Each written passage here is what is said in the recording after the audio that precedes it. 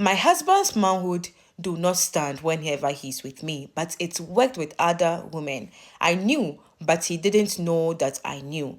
It was all my handwork, but I did it for good.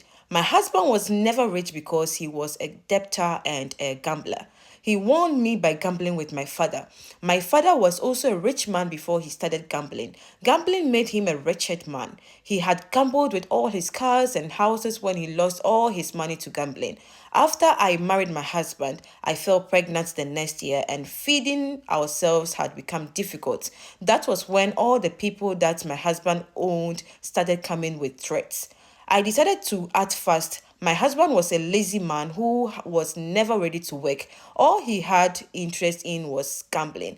I then decided to go into money ritual without his knowledge, sorry.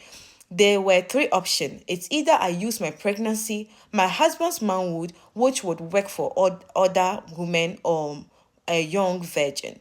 I thought deeply about it and used my husband's manhood. He became immensely rich that after he paid all his debts, he didn't even know that he had spent any money. My husband's money only increased.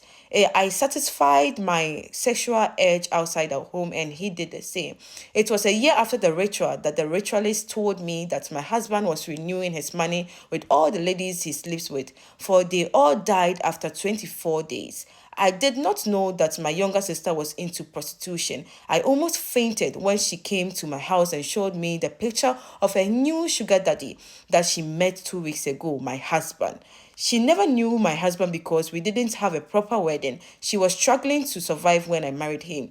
I went to meet the ritualist to ask him if there was any remedy, but the people I met told me that Baba has died 3 months after he converted into a Christian.